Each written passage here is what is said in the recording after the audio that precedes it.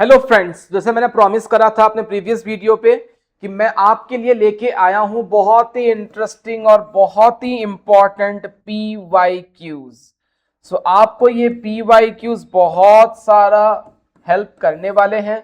इस वीडियो में आपको NCERT के क्वेश्चंस के पैटर्न्स भी कवर हो जाएंगे और ये आपके लिए होने वाला है रामबाण।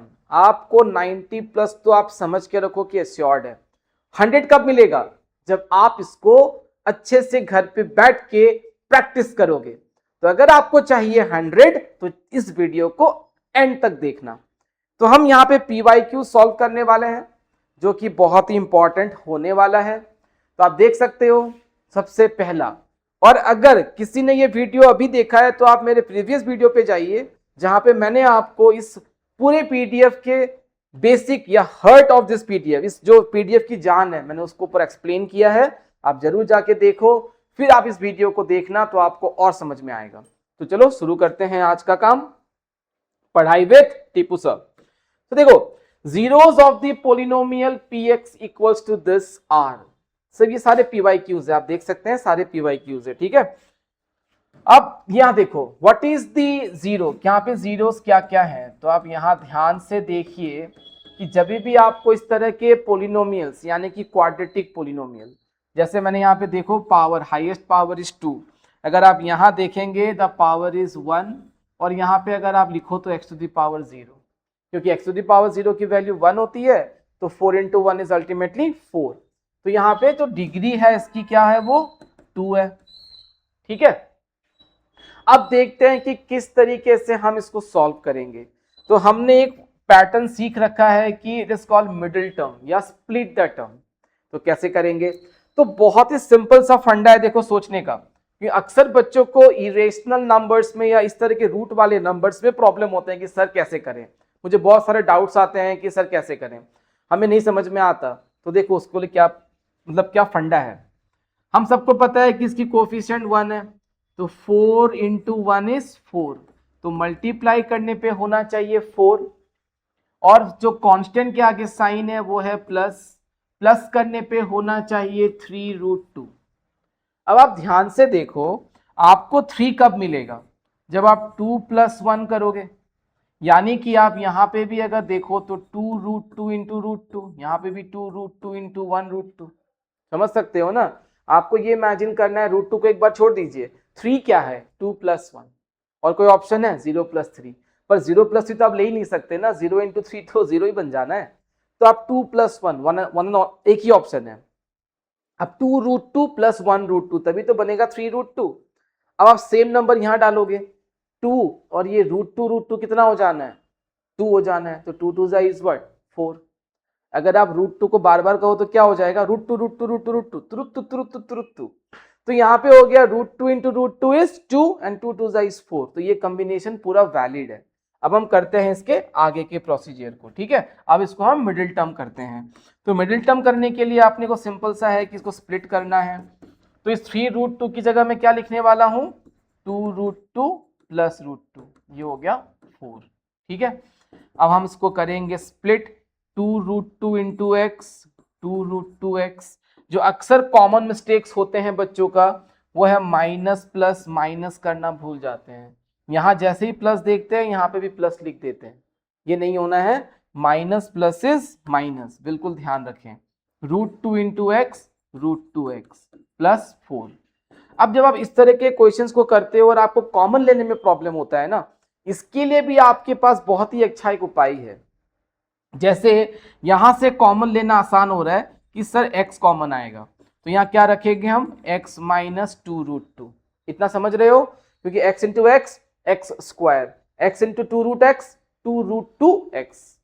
हमेशा मल्टीप्लाई करो और इंस्टेंटली चेक करो कि आपने सही करा है कि नहीं।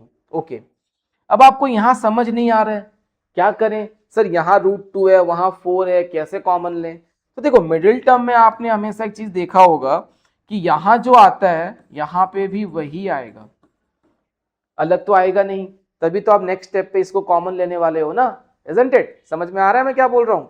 तो यहाँ पे आप पहले ही उसको लिख डालो, आपने जो यहां पाया है उसको पहले ही यहां लिख डालो, ठीक है। अब आप बताओ √x के साथ क्या मल्टीप्लाई करने पे √2x हो जाएगा। वेरी सिंपल, हमें क्या चाहिए, √2x चाहिए, तो x के साथ क्या मल्टीप्लाई करें कि वो बन जाएगा √2x, ऑफ कोर्स √2, आप यहां लिख दो √2। अब आप मैच करके देखो, √2 into x √2x, minus minus plus, 2 तो यहां पे ऑलरेडी है, √2 इंटू √2 इज व्हाट, 2, 2 2 इज 4, हो गया ना बैलेंस। तो आई होप आपको ये समझ आया होगा कि जो भी यहाँ पे आपको मिलने वाला है आप उसको पहले ही यहाँ लिख दो, ठीक है, ये सेम आने वाले हैं दोनों, फिर आप उसको मैच करो, वो अपने आप से हो जाएगा, ठीक है। तो हमको यहाँ पे अब क्या कॉमन मिला, हमें मिला x माइनस 2√2, है ना, हमने इसको कॉमन लिया, तो हमें अभी ब्रैकेट्स में क्या क्या मिलने वाले हैं, हमें मिलने वाला है x माइनस √2। तो अब हम इनको दोनों को बारी बारी से क्या करने वाले हैं, इक्वल टू 0 करने वाले हैं। तो x माइनस 2√2 इक्वल टू 0, तो x की वैल्यू 2√2, दूसरा है x माइनस √2 इक्वल टू 0, तो x की वैल्यू 2, यानी कि हमारा कौन सा ऑप्शन करेक्ट है, 2√2 and √2 are the zeros of this polynomials, और आपको मिल गए या तो 1 मार्क या तो आपको मिल गया 2 marks. This is what comes in the board exam. पर इंपॉर्टेंट क्या है, इस तरह के और भी क्वेश्चंस को सॉल्व करना, ठीक है। अगर आपको इसकी जरूरत है तो कमेंट बॉक्स पर डालो, मैं लेके आऊंगा आपके पास इस तरह के और भी क्वेश्चंस, ठीक है। चलो अब हम आगे बढ़ते हैं, दूसरा क्वेश्चन, सॉरी मैं बहुत जल्दी में हूं ना, ये दूसरा क्वेश्चन है, आप आराम से देखते रहो, एक सब्सक्राइब बटन हिट कर दो बस। देखो यहां पे जो ये क्वेश्चन है ये क्या है, ये देखो, ये क्वेश्चन को ध्यान से देखो, 21y square minus 11y minus 2, फिर से वही कहानी है, इसको हम करने वाले हैं मिडिल टर्म, ठीक है। तो the equation is 21y square minus 11y minus 2, और ये जो मिडिल टर्म है ना, ये इस चैप्टर की जान होती है, आप इसको कतई इग्नोर नहीं कर सकते, this is heart of this chapter. इसमें एक्सपर्टीज कर लिया ना तो बाकी सारे आप मतलब क्या बोलूं, आप क्लीन स्वीप कर डालोगे पूरे चैप्टर को, ठीक है।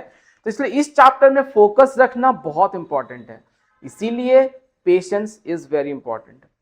तो यहां पे देखो 2 है और यहां पे 21 है, 2 इंटू 21 इज 42, यानी कि मल्टीप्लाई करने पे आना चाहिए 42, और यहां पे कांस्टेंट से पहले अब साइन देखो माइनस है, माइनस करने पे आना चाहिए मिडिल टर्म यानी कि 11। एक चीज का ध्यान रखें, कभी भी आप क्वाड्रेटिक इक्वेशन या पोलिनोमियल सॉल्व करते हो वो हमेशा इस फॉर्मेट में लिखा होना चाहिए, यानी कि अगर मान लीजिए ये इक्वेशन ऐसे गिवन होता, minus 11y plus 21 square minus 2, और अगर आप सॉल्व करने लग जाओ कि 2 इंटू माइनस 11 माइनस 22 होना चाहिए, और माइनस यानी कि कांस्टेंट के आगे जो साइन होता है हमेशा वही मैटर करता है, तो माइनस करने पे 21 ये गलत है, क्योंकि ये अरेंज नहीं है, तो कभी वो धोखेधड़ी करने वाले हैं। एनसीईआरटी में भी आपको एक क्वेश्चन मिल जाएगा जहां पे वो सफलिंग करके रखा है उन्होंने, तो आपको हमेशा पहले इस फॉर्मेट में लिख लेना है। तो आप पहले लिखोगे 21y square, then minus 11y और लास्ट में कांस्टेंट, ठीक है। और अगर कांस्टेंट या किसी नंबर के आगे, कोफिशिएंट के आगे माइनस साइन अगर है तो आपको माइनस कंसिडर करना है। अगर मैं पूछूं what is the coefficient of y, आप 11 नहीं कहोगे, आप माइनस 11 कहोगे। मैंने पूछा कि what is the value of constant, तो आप 2 नहीं कहोगे, आप -2 कहोगे, ठीक है। तो आप इस चीज का ध्यान रखिएगा।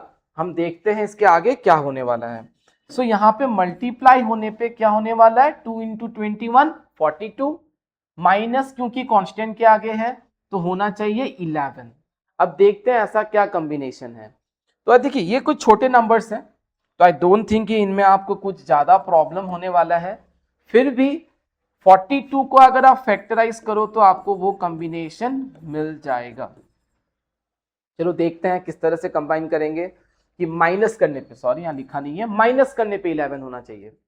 7 2 जा 14, ठीक है, 7 2 जा 14, 14 इंटू 3 42, 14 माइनस 3 11, ठीक है। अगर मान लो मैं ऐसे करता, 7 3 जा 21, 21 इंटू 2 is also 42, पर 21 minus 2 is not 11, वो 19 होता है। अगर यहाँ 19 होता, y का कोफिशिएंट अगर 19 होता तो ये कॉम्बिनेशन वैलिड था कि 21 into 2 is 42, 21 minus 2 is 19। लेकिन फिलहाल मुझे चाहिए कि माइनस करने पे 11 होना चाहिए। So it is 7 2 is 14, 14 minus 3 is 11 end of course 14 into 3 is 42। वो तो होना ही है क्योंकि हमने 42 को ही फैक्टराइज करा है। तो यहाँ पे आ गया 14 minus 3 is 11, 14 into 3 is 42। सो आइए इसको हम आगे बढ़ाते हैं और सॉल्व करते हैं। तो ये अपना सेपरेट हो गया। सो दिस इज, आप 11 की जगह क्या लिखने वाले हो, 14 minus 3। मैं कुछ छोटी छोटी चीजें आपको बताना चाहूंगा क्योंकि मैं बोर्ड कॉपीज वगैरह भी चेक करता हूं। अक्सर बच्चे कहाँ गलती करते हैं कि उनको रहता है कि हमेशा शॉर्टकट करें। तो आप इस स्टेप को स्किप मत करो, इसको हमेशा लिखा करो। अक्सर माइनस प्लस की गलतियां होती है इसमें। तो प्लीज एक स्टेप के चक्कर में 2 मार्क या 3 मार्क्स लूज नहीं करना है। इसलिए प्लीज प्लीज इस स्टेप को मैं लिखने के लिए आपको स्ट्रांगली रेकमेंड करूंगा। उस शॉर्टकट का क्या फायदा जिसमें आपका ही नुकसान हो। तो ठीक है, ये हो गया 14 into y 14y minus minus plus 3y minus 2। अब क्रॉस वेरीफाई कर लो, माइनस प्लस माइनस 14 माइनस 3 11, क्योंकि यहां पे अगर आपका साइन अगर कहीं ना कहीं माइनस ही रह जाता है, अगर आप ये साइन माइनस माइनस प्लस करना भूल जाते हो तो माइनस माइनस प्लस होके 14 प्लस 3 तो 17 हो जाएगा। समझ सकते हो। तो बहुत इंपॉर्टेंट है कि आप यहाँ पे साइन को हमेशा ध्यान में रखना। अब आप क्या कॉमन लोगे, आई थिंक ये तो इजी है। आप 7 के मल्टीपल्स देख सकते हैं हम दोनों को, तो 7y कॉमन लेते हैं। यहाँ 7 3 ज़ा 21 और y रह गया यहाँ पे 2 है ना, 7 2 ज़ा 14y। यहाँ पे क्योंकि कुछ भी कॉमन नहीं है तो क्या होता है, 1 कॉमन होता है। तो 1 कॉमन लोगे तो 3y माइनस 2। अब आप ध्यान से देखो कि यहाँ पे 3y minus 2 3y minus 2 is common, तो आपने 3y माइनस 2 ले लिया और आपका यहाँ बचा 7y और यहाँ बचा +1। तो दिस आर दी 2 फैक्टर्स, ये फैक्टर्स के फॉर्म में है। हमें निकालना है इसका जीरोस। तो क्या होगा, बारी बारी से हम दोनों को इक्वल टू 0 करेंगे। तो 3y इक्वल्स टू 2, तो y की value 2/3। This is one of the answers. दूसरा आंसर जो है अपना वो है 7y + 1 इक्वल टू 0। तो 7y इज -1, तो y इज -1/7। यानी कि विच ऑप्शन इज करेक्ट, बताइए बताइए फटाफट बताइए, which option is correct, 2/3 and -1/7। तो option A is the right answer. तो देखिए मैं बहुत धैर्य के साथ और सिंपल लैंग्वेज में समझाने की कोशिश कर रहा हूं। और मैं क्यों समझा रहा हूं, ताकि अगर किसी को क्वाड्रेटिक पोलिनोमियल में या उसको मिडिल टर्म करने में प्रॉब्लम हो रहा है तो वो भी क्लियर हो जाए। ठीक है, चलो अब चलते हैं अपने नेक्स्ट क्वेश्चन की तरफ। आ गया अपना अल्फा बीटा, देखते हैं इसको कैसे करना है। ये तो बहुत सिंपल होने वाला है। Alpha and beta are the zeros of this polynomial. What we are asked to find is simply alpha plus beta, यानी कि हमें sum of the zeros निकालना है। और sum of the zeros का अगर हम फॉर्मूला देखें, अगर स्टैंडर्ड पोलिनोमियल अगर ये है ax² + bx + c, तो यहाँ पे अल्फा प्लस बीटा जो है वो है -b/a। b is the coefficient of x and a is the coefficient of x², है ना। आप देख सकते हैं ये दो कोफिशिएंट्स हैं। और अगर इनका प्रोडक्ट हमें पूछते तो c/a, c is the constant, a is again the coefficient of x²। इसके ऊपर मैंने वीडियो डाला है, आप प्रीवियस वीडियो इस चैप्टर का जरूर देखना। तो this is what the formula is.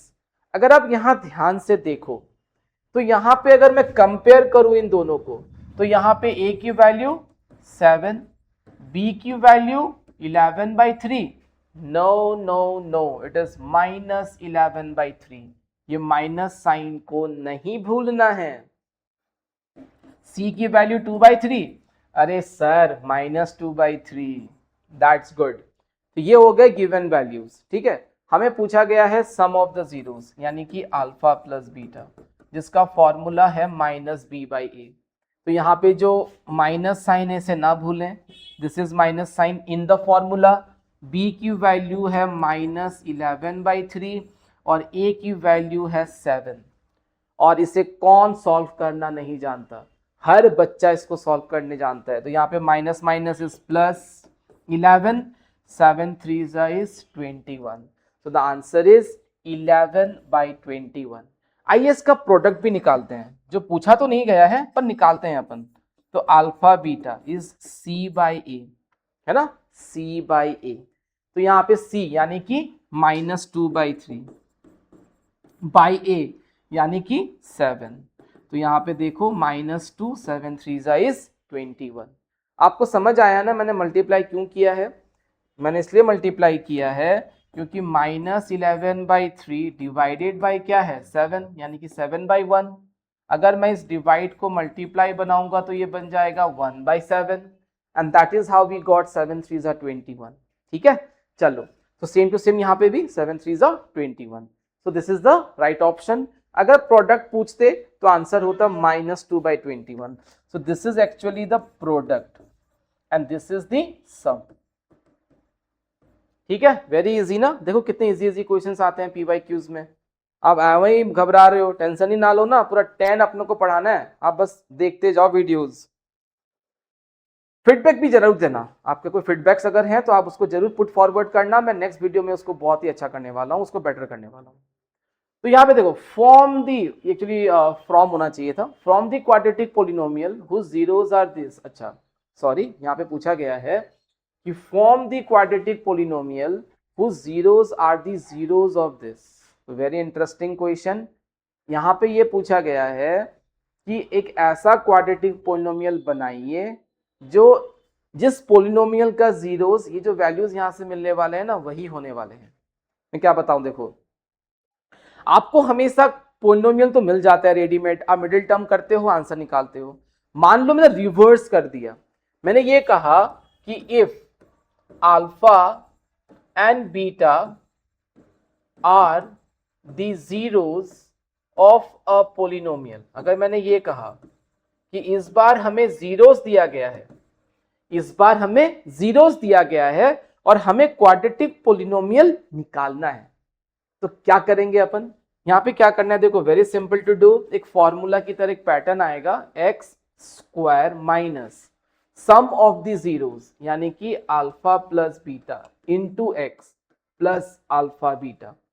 आप एक्स की जगह कुछ और वेरिएबल भी ले सकते हो, ऐसी कोई बात नहीं है, लेकिन जो अपना एक्स है हमेशा किंग ऑफ मैथ्स।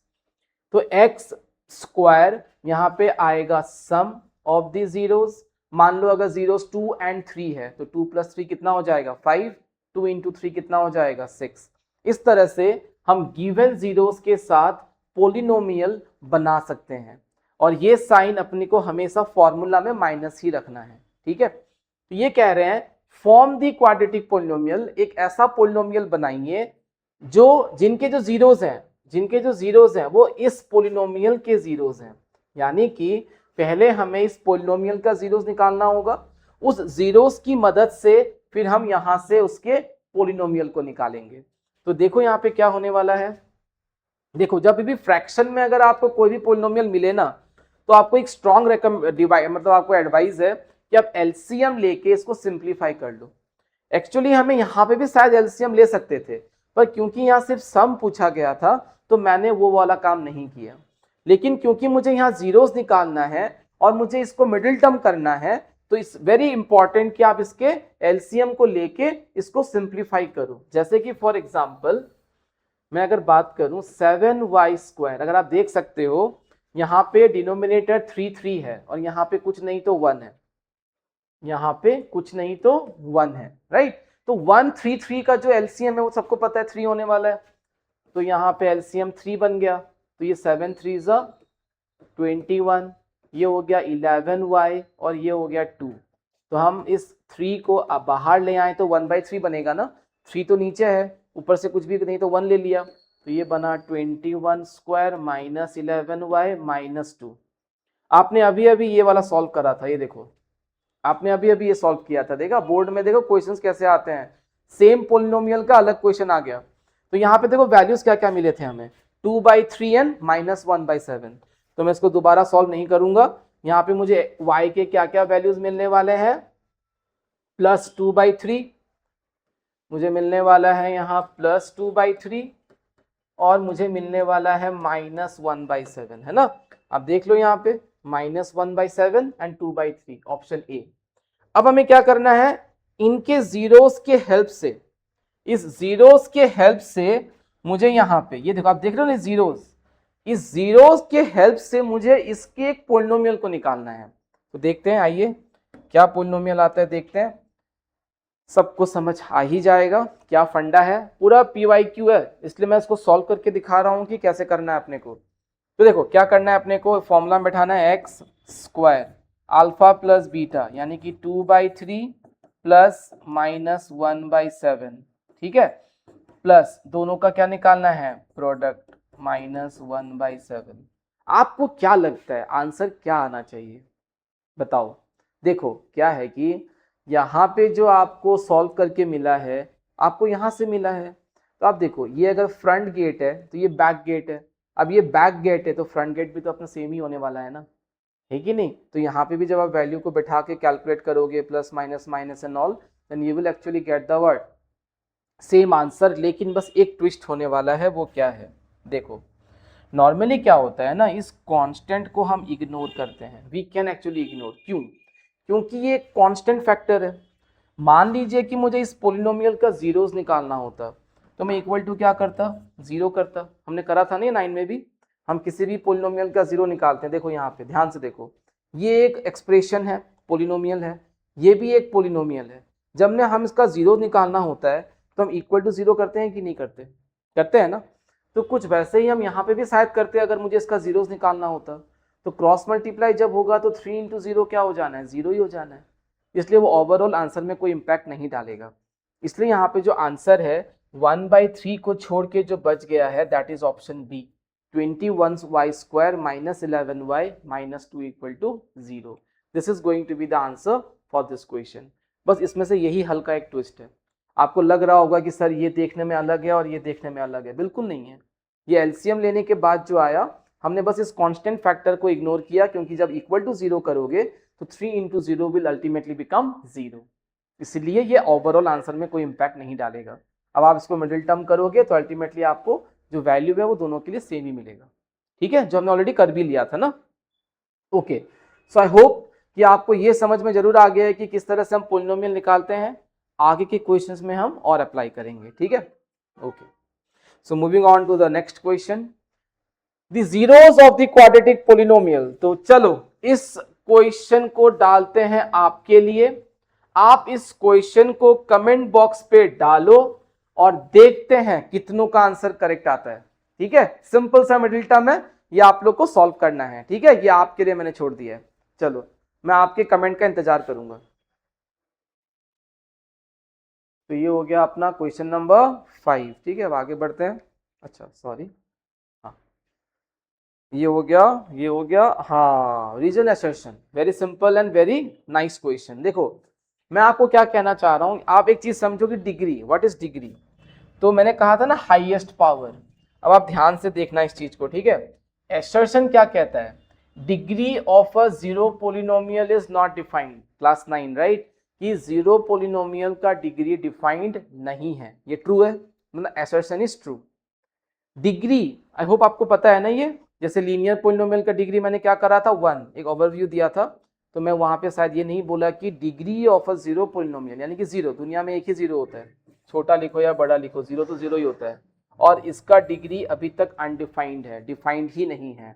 तो आप कह सकते हैं कि जीरो का डिग्री कुछ नहीं होता। तो degree of a zero is not defined, assertion is बिल्कुल करेक्ट।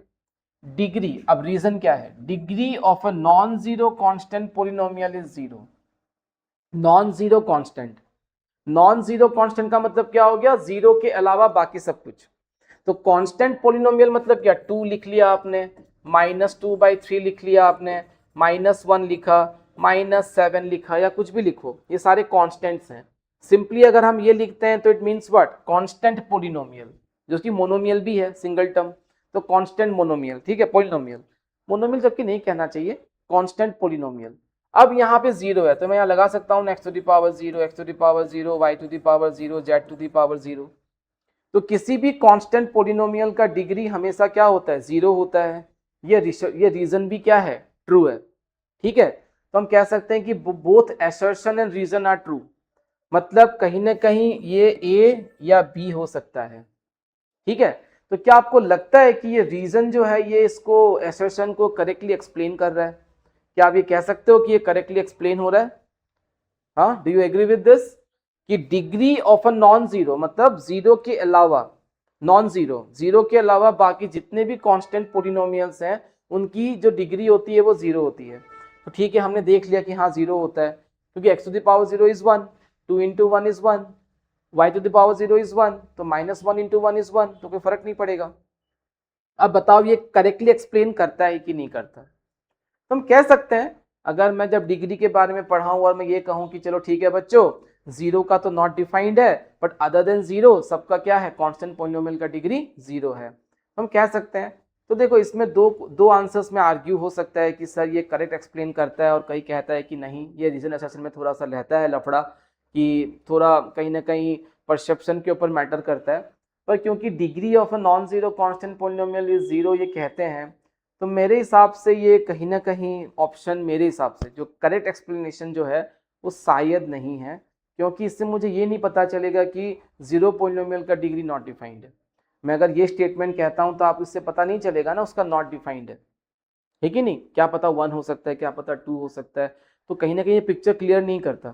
तो यहाँ पे मेरे लिए आंसर है बी, ठीक है, option B is the right answer.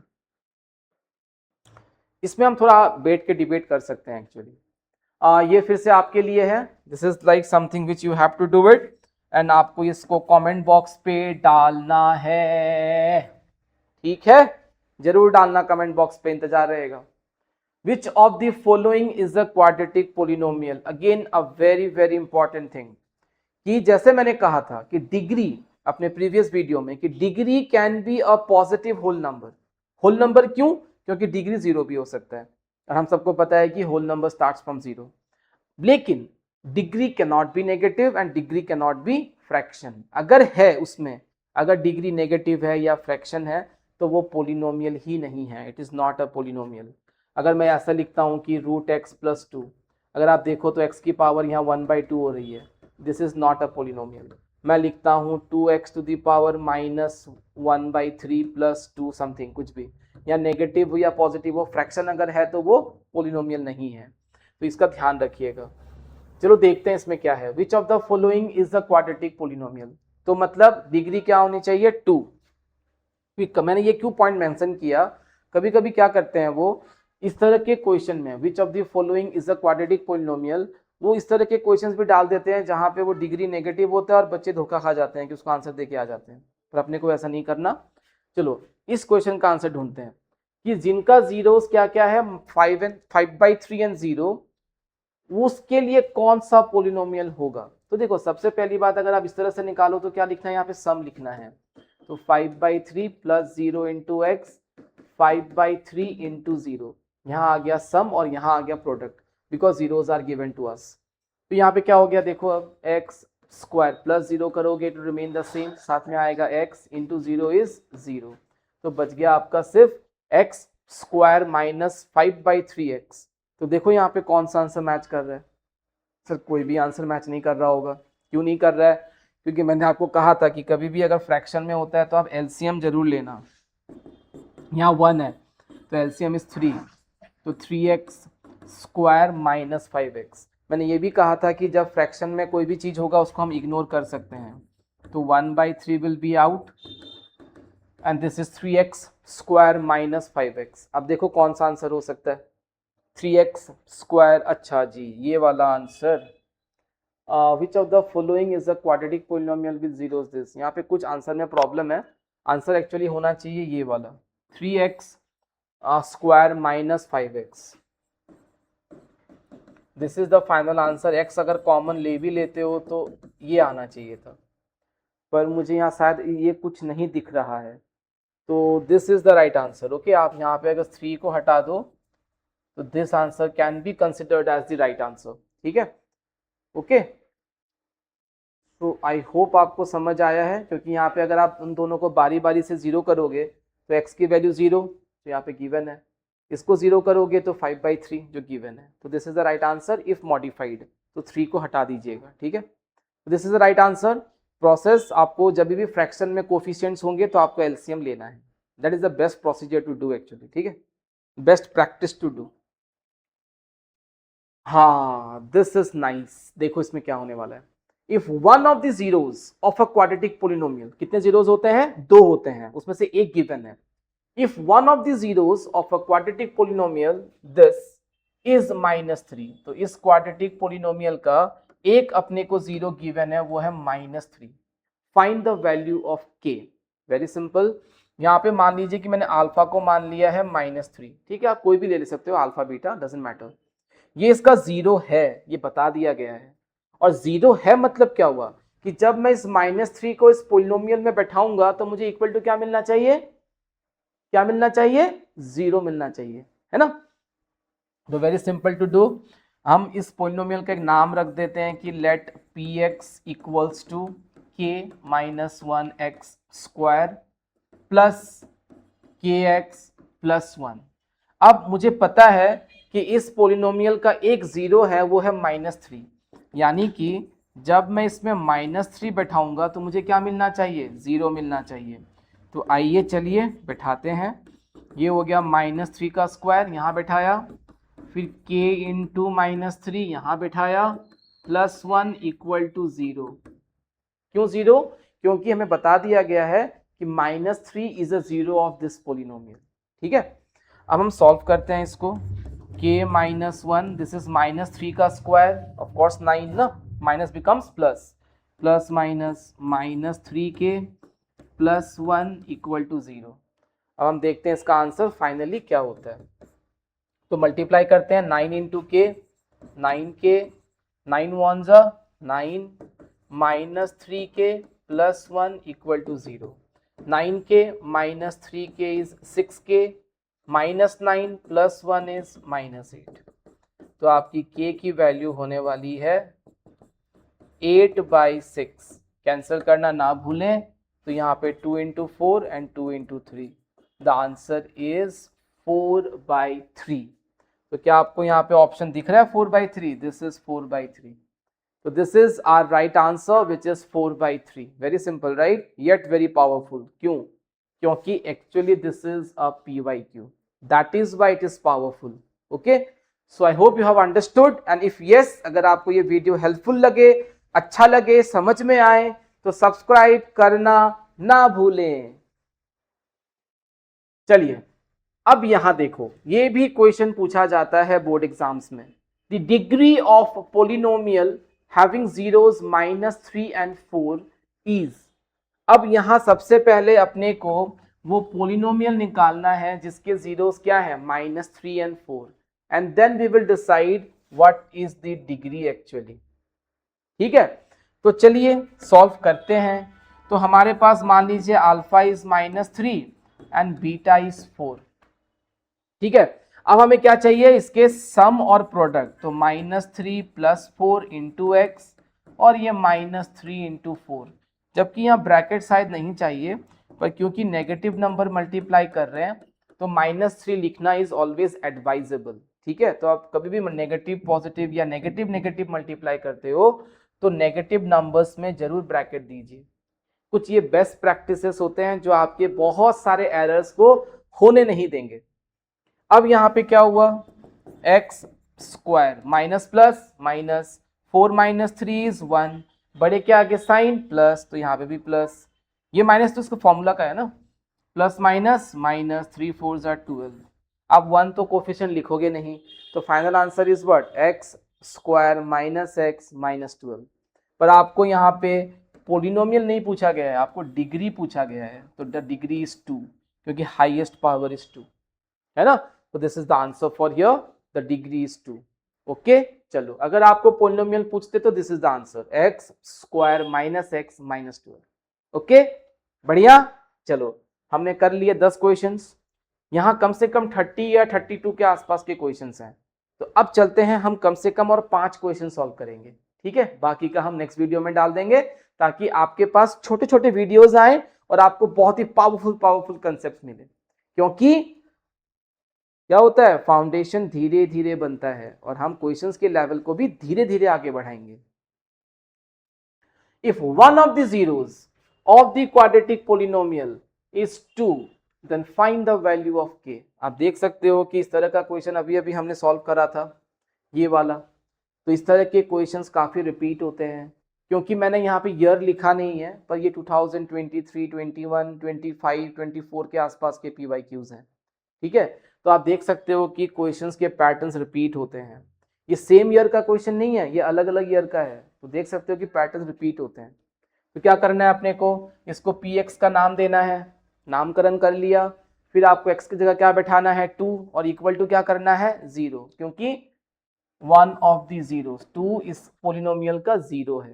तो आप इस क्वेश्चन को कमेंट बॉक्स पे डालो और मुझे बताओ कि इसका आंसर क्या होने वाला है, ठीक है। तो I'm एक्सपेक्टिंग कि आप ये मुझे आंसर करके दोगे कमेंट बॉक्स पे। चलो next question, the graph of y equals to px is given. अच्छा, ग्राफ सॉरी यहाँ मिसिंग है। मान लीजिए कि मैं एक ग्राफ डाल देता हूं यहाँ पे और आप इसका आंसर बताना, ठीक है। This is y and this is x, this is y यानी कि दिस इज px, ठीक है। मैं आपको समझा चुका हूं प्रीवियस वीडियो में, आप जरूर जाके देखना, आपको समझ आ जाएगा। मान लीजिए मैंने ये ग्राफ कुछ ऐसा कर दिया, ठीक है, नहीं क्योंकि ऑप्शन को सूट नहीं करेगा, हाँ ये कर दिया। तो बताइए आंसर क्या होगा। तो आपको इतना देखना है कि ये ग्राफ जो है ये एक्स एक्सिस को कितने पॉइंट्स पे कट कर रहा है, 1, 2 एंड 3 पॉइंट्स पे इंटरसेक्ट कर रहा है, यानी कि इसके कितने सारे जीरोस होने वाले हैं, 3 जीरोस होने वाले हैं। अगर मान लीजिए 2 पॉइंट पे इंटरसेक्ट करता तो 2 होता, 1 पॉइंट पे तो 1, और अगर मान लो ये इंटरसेक्ट ही नहीं करता, अगर ग्राफ कुछ ऐसा होता, मान लो ऐसा होता, मान लो ग्राफ कुछ ऐसा होता, स्ट्रेट लाइन ऐसा होता या नीचे होता, तो ये x को तो एक भी बार इंटरसेक्ट नहीं कर रहा, ये भी x को इंटरसेक्ट नहीं कर रहा, तो इसके कितने जीरोस होते, इसके 0 जीरोस होते, एक भी नहीं होते, ठीक है। और वो रियल जीरोस नहीं होते, रियल जीरोस एक भी नहीं होते, इसके क्या पता इमेजिनरी जीरोस हों, जो एक अदर कंसेप्ट है on the other part of the river, वो हम 11 में ही पढ़ेंगे। पर फिलहाल आप इतना ध्यान रखना कि अगर वो x को इंटरसेक्ट नहीं करता तो एक भी जीरोस नहीं है, 3 बार इंटरसेक्ट करता है तो 3 जीरोस, अगर वो 2 बार इंटरसेक्ट करता, इस तरह से कुछ होता, तो उसके पास 2 जीरोस होते, 1 और 2।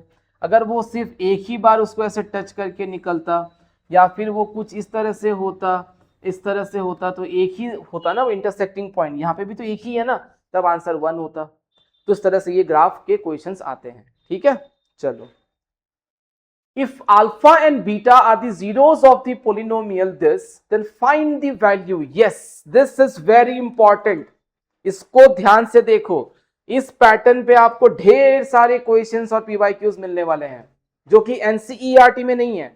हमें निकालना है, ये बोला गया है कि alpha and beta are the zeros of this polynomial, then find the value of this expression. आप देख सकते हो इस एक्सप्रेशन को, आपकी नजर में आ रहा होगा, we are asked to find the value of this expression, ठीक है। कैसे निकालना है, अब यहाँ पे तो आप मिडिल टर्म भी नहीं कर सकते क्योंकि यहाँ तो ए और बी है, क्या ही करोगे, कैसे करोगे, देखते हैं। मिडिल टर्म कर सकते हैं, लेकिन हम एक्चुअली सोचेंगे कि किस तरह से उसको अदर वे में करें। देखो, हमने आपको एक फॉर्मूला बताया था कि अल्फा प्लस बीटा यानी कि sum of the zeros is minus B by A, and alpha beta यानी कि product of the zeros is C by A. यह आपको क्लियर है, आपको याद हो गया है, आप प्रैक्टिस करोगे। यहां पे देखो क्या बोला गया है कि जो पोलिनोमियल है वो कुछ ऐसा है, यहां तो खुद ही कोफिशिएंट्स ए एंड बी हैं, ठीक है। तो देखते हैं कि अगर मान लीजिए अल्फा बीटा है तो इसमें अल्फा बीटा का वैल्यू क्या आएगा। अब ध्यान से देखो, इस एक्सप्रेशन में अल्फा प्लस बीटा है और अल्फा बीटा है, तो डायरेक्ट क्वेश्चन है कहीं ना कहीं। तो अल्फा प्लस बीटा क्या है, इसका answer minus B by A. B क्या था, बी क्या था, कोफिशिएंट ऑफ एक्स। यहाँ पे कोफिशिएंट ऑफ एक्स क्या है, माइनस ए। कंफ्यूज मत होना, क्योंकि यहाँ पे कोफिशिएंट्स भी उन्होंने ए और बी दे दिया है, तो कंफ्यूज मत होना। आप इस तरह से सोचना कि माइनस, एक्चुअली बी क्या है, कोफिशिएंट ऑफ एक्स, ए क्या है, कोफिशिएंट ऑफ एक्स स्क्वायर, सी क्या है, वो कांस्टेंट टर्म। तो देखो यहाँ पे जो कोफिशिएंट ऑफ एक्स है वो क्या है, ए है, नॉट ए, एक्चुअली ये माइनस ए है। तो यहाँ पे माइनस तो फॉर्मूला में पहले से ही है, कोफिशिएंट ऑफ एक्स क्या है, minus A, coefficient of x square कुछ नहीं तो क्या है, 1, यानी alpha plus beta is A, alpha into beta, the formula is C by ए।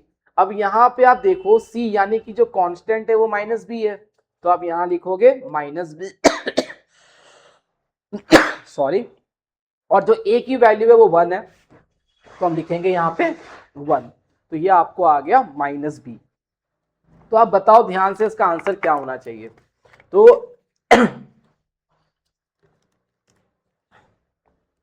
अगर आप ध्यान से देखो, अल्फा प्लस बीटा का मतलब आई एम सॉरी ए है, प्लस अल्फा बीटा की वैल्यू क्या है, माइनस बी है, तो ये हो गया माइनस बी। ठीक है, तो आपका आंसर क्या हो जाएगा, आप पूरे एक्सप्रेशन को देखो, प्लस माइनस माइनस, तो A minus B, this is the right answer. तो कौन सा ऑप्शन करेक्ट जा रहा है आपको दिख रहा होगा, option C is the right answer.